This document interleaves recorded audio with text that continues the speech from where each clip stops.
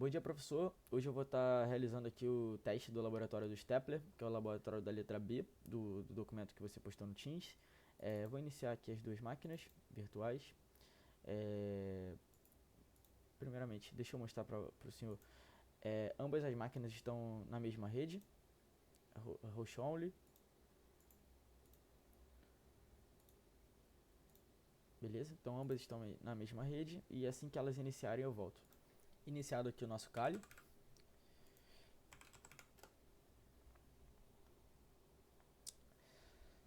Bom, já vou abrir o navegador que a gente vai utilizar durante esse teste.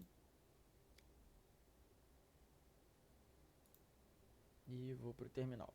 Bom, no terminal eu utilizei o comando netdiscover, né, para a gente descobrir o IP da nossa máquina vítima. Nesse caso aqui, Kali.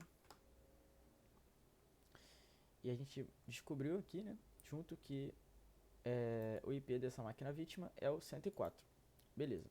Com esse 104 eu utilizei o comando nmap para listar, né, para fazer uma varredura, observar portas abertas e versões também de serviços.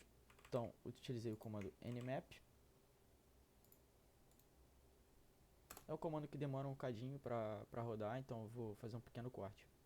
Bom, nosso comando rodou e a nossa máquina vítima ela respondeu ao scan apresentando várias portas abertas, diversos serviços potencialmente vulneráveis e uma informação importante também que eu percebi é que aqui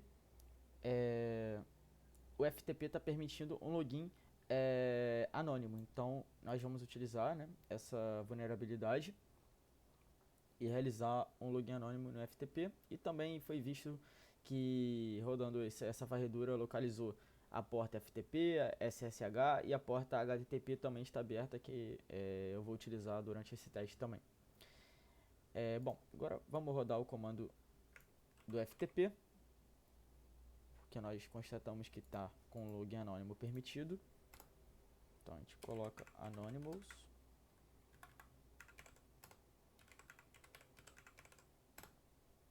Entramos no FTP. Com isso eu vou listar os arquivos, né, que a nossa ideia é justamente utilizando esse comando FTP, listar os serviços, explorar o serviço e listar arquivos acessíveis, né? Então vou listar aqui.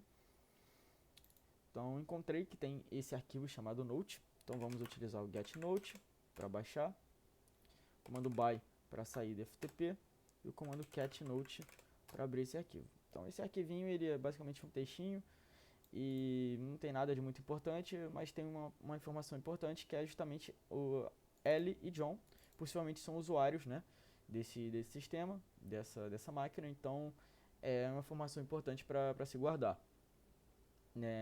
Após isso, eu rodei esse comando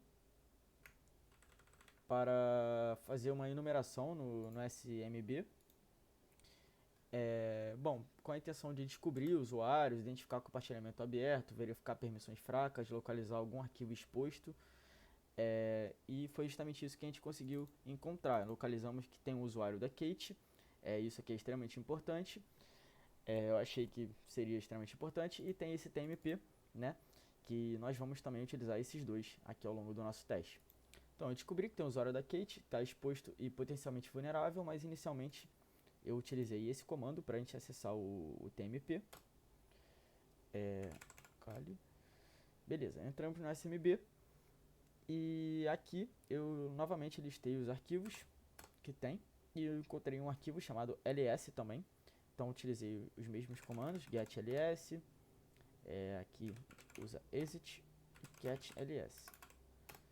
Com isso, ao abrir esse arquivo ls, me mostra essas informações, o que eu não achei nada aqui, então não foi uma tentativa com muito êxito, então eu parti para fazer a mesma coisa com o usuário da Kate, que é o que eu achei que pudesse ser mais importante no nosso teste. E fazendo o mesmo com o usuário da Kate, eu encontrei dois arquivos, o Kate Stuff e um backup. Porém, ao abrir esses dois, eu não vou abrir para economizar um pouco de tempo também, mas ao abrir esses dois também não encontrei absolutamente nada pertinente e que pudesse ser útil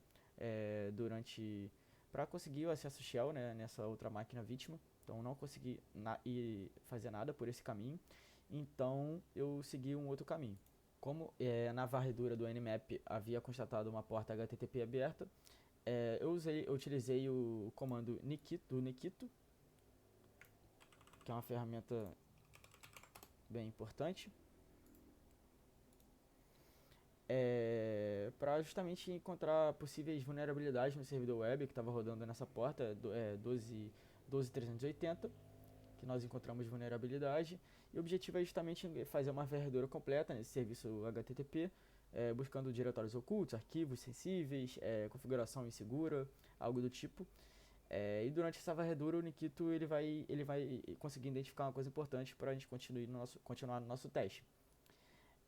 Então vou utilizar aqui o comando, ele demora um cadinho para rodar também, então vou fazer um pequeno corte. Bom, o comando do Nikito rodou e ele localizou, né, esse diretório aqui, né, esse final de URL como txt, e colocando isso na nossa URL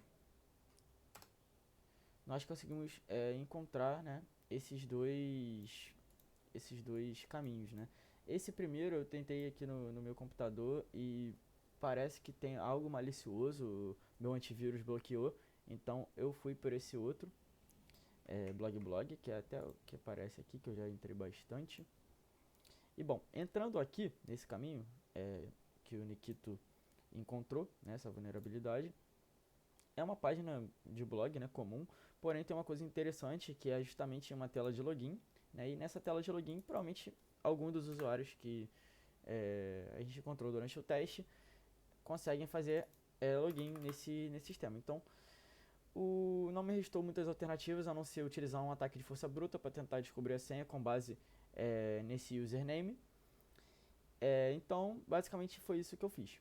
Mas antes de realizar esse ataque de força bruta, eu utilizei um comando justamente para listar, né, todos os usuários presentes nesse sistema, de acordo com essa URL blog que nós encontramos. E esse comandinho ele vai retornar alguns usuários, dentre eles a Kate, que nós conseguimos localizar, o John também, e o John na verdade, e a ele. Aí bom, como não restou muitas alternativas, eu utilizei um ataque de força bruta. Vou colocar o comando aqui. Então eu utilizei esse ataque de força bruta, tanto para Kate quanto para o John. Eu vou rodar o da Kate aqui, por ser bem mais rápido de rodar. Opa, esse mesmo. Então a gente pode rodar. O da Kate levou cerca de 3 minutos para rodar, 2 e pouco. Enquanto o do John, que foi o que eu realmente obtive êxito, ele demorou cerca de 30 minutos. Então não vou rodar durante a transmissão. Eu já sei a senha, então eu vou utilizar o comando e a gente utiliza a senha dele. Bom, o comando terminou de rodar para o usuário da Kate e descobrimos a senha CoolGirl em cerca de 2 minutos e 42 segundos. Nós utilizando aqui o usuário da Kate e a senha dela que descobrimos. Nós conseguimos entrar na página do WordPress da Kate, porém eu não consegui muito êxito nessa página, não consegui achar nada que pudesse me fazer ter acesso Shell. Então a partir daqui eu utilizei o mesmo comando, porém para o usuário do John, e foi quando eu obtive êxito. Porém, esse comando ele vai demorar cerca de 30 minutos para rodar. Então, e como eu já utilizei antes, eu descobri que a senha é incorrect. Então, já vou partir para a execução, né? De fato. Então, enquanto ele roda aqui, a gente pode ir fazendo outra coisa. Se nós entrarmos aqui no mesmo local e botarmos o usuário do John e aqui a senha do John, a gente entra também na tela do WordPress do John. E de cara a gente consegue perceber, né, que essa tela do John ela possui muito mais coisas, muito mais funcionalidades do que a tela da Kate. E de cara possui uma seção que está bem convidativa com esse de plugin. Então eu aproveitei esse privilégio e utilizei o upload de um plugin malicioso, né, contendo o script de reverse shell. Que esse plugin, quando ativado, ele vai executar um código PHP que vai iniciar uma conexão reversa do servidor para a minha máquina de ataque, permitindo que eu consiga ter acesso Shell. né? Quando eu utilizar um comando de listening, então ele vai ouvir a porta que esse plugin vai executar, e ao entrar, né, nesse plugin aqui, eu consigo acesso shell na máquina vítima. Então é isso que a gente vai fazer agora. E esse plugin é fornecido pelo próprio Kali Linux. Então, opa, cliquei aqui. Então, ok. Próximo passo é justamente a gente copiar esse plugin fornecido pelo Kali Linux. Eu vou travar a execução disso, porque a gente já sabe a senha. Então, feito isso, a gente copia para o nosso diretório.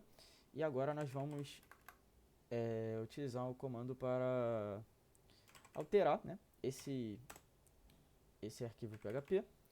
E nós precisamos alterar justamente o IP e a sua porta, né? O IP nós vamos utilizar 192.168.56.2 e a porta nós vamos utilizar 444.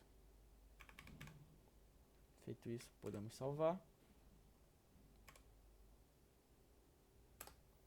Ok, vamos só conferir se nós modificamos certo. Beleza, feito isso, a gente pode, de fato, dar upload nesse plugin aqui.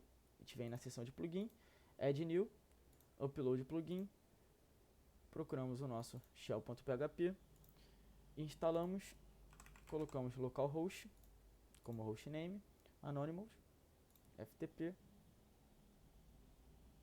podemos clicar em proceed, e agora eu separei aqui a URL de onde fica os uploads do nosso plugin. Podemos colocar essa URL e aqui vai estar. Então, o que a gente precisa fazer agora? Utilizar um comando para ouvir a porta 444 presente no nosso plugin. Beleza? Ele está ouvindo. Então, agora, aqui, a gente pode fechar aqui, já fez o upload. Ao abrir o arquivo, aqui vai estabelecer a conexão na nossa...